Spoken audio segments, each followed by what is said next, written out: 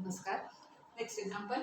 If alpha plus beta is equal to gamma, then prove that cos square alpha plus cos square beta plus cos square gamma is equal to 1 plus 2 cos alpha cos beta cos gamma. So alpha plus beta is equal to gamma दिलंय, त्यामुळे cos gamma असं जर आपल्याला काढायचं आलं तर cos of alpha plus beta असं आपल्याला लिहिता येईल.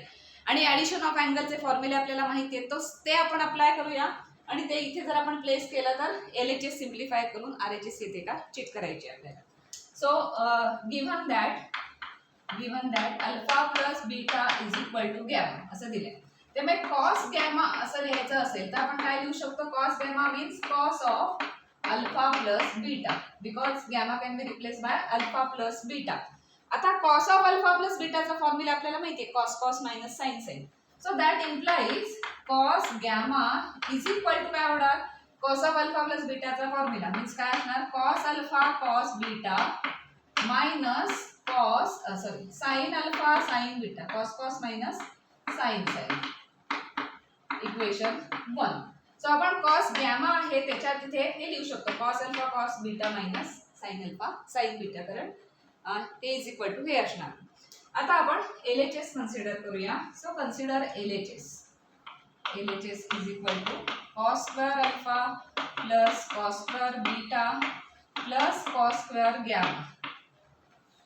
आता या गॅमाचे इथे आपण रिप्लेस करणार आहोत इक्वेशन 1 मधल्या टर्मने. So that implies cos square alpha plus cos square beta plus cos square gamma, तिथे काय लिहिणार आपण? cos alpha cos beta minus sin alpha sin beta आणि याचा ब्रॅकेट स्क्वेअर. ज्या इथे आपल्याला एक alpha plus beta is equal to gamma दिलंय, त्यावरून आपल्याला ही LHS जेव्हा येते अल्फा आणि बीटा इथे काय आपण रिप्लेस करू शकत नाही, किंवा direct cos square plus cos square साठी काही फॉर्म्युला अप्लाय करता येत नाही. त्यामुळे आपण हा गॅमा आहे त्याला दिलेला आहे अल्फा प्लस बीटा, आणि अल्फा प्लस बीटाचा फॉर्म्युला माहिती आहे आपल्याला, त्यामुळे आपण हे इथे रिप्लेस करून बघितलं. आता एक्सपांड वगैरे करून काही सिम्प्लिफाय करून कॅन्सल होतंय का, काही कॉमन येते का, असं करून RHS येते का बघायची आपल्याला. आता हा याचा ब्रॅकेट स्क्वेअर आहे, तो एक्सपांड करून बघूया म्हणजे काही सिम्प्लिफाय होतंय का.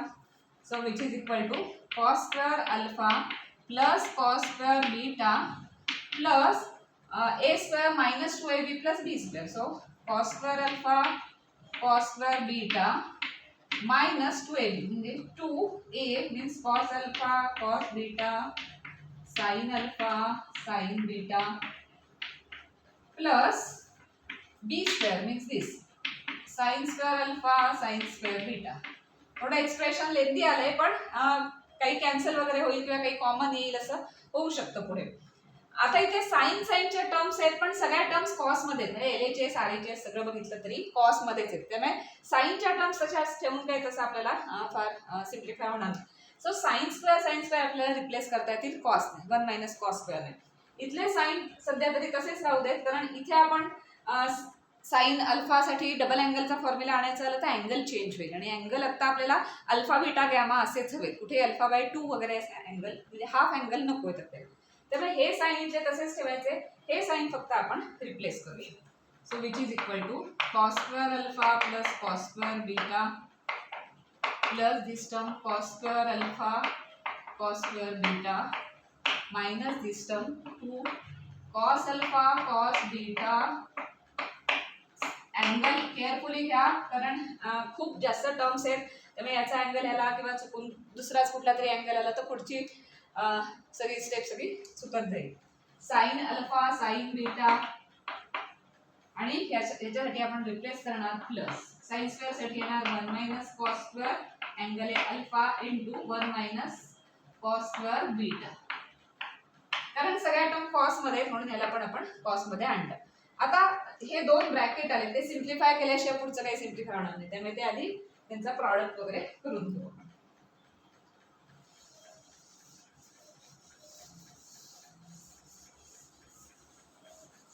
सो LHS आपण सिम्प्लिफाय करतोय, विच इज इक्वल टू पुढची स्टेप काय होणार हे तसं.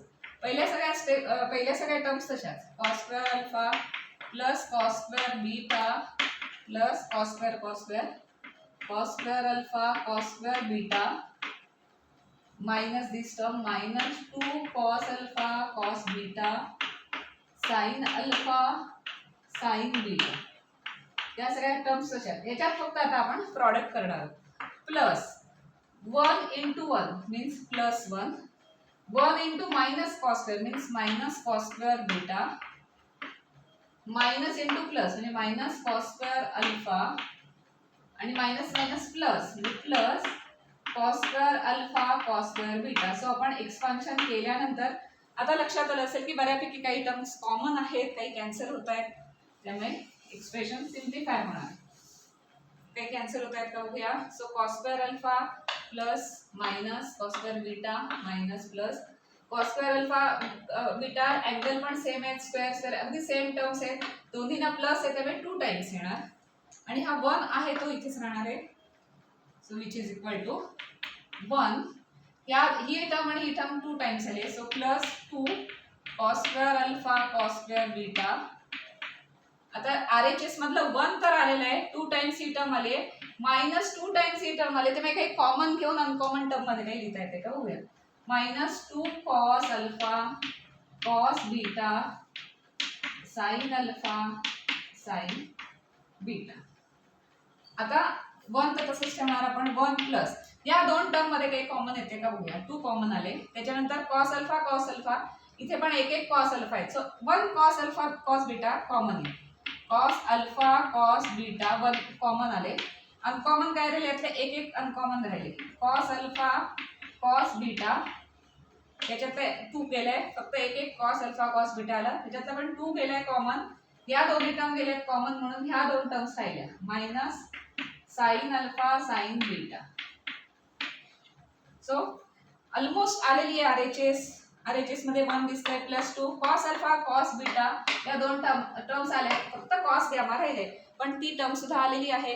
कारण हा जर ब्रॅकेट बघितला cos cos minus sine sine तर इक्वेशन 1 मध्ये याची व्हॅल्यू काय आहे कॉस गॅमा आहे, म्हणून तो आपण डबल अँगल ॲडिशन ऑफ अँगलचा फॉर्म्युला अप्लाय करून ठेवला. So which is equal to 1 plus 2 cos alpha cos beta आणि ह्या ब्रॅकेटसाठी लिहिणार कॉस गॅमा फ्रॉम इक्वेशन 1. ही आपण व्हॅल्यू रिप्लेस केली फ्रॉम इक्वेशन 1 आणि हीच आपल्याला RHS म्हणून प्रूव्ह करायची होती, which is equal to RHS. Hence this statement is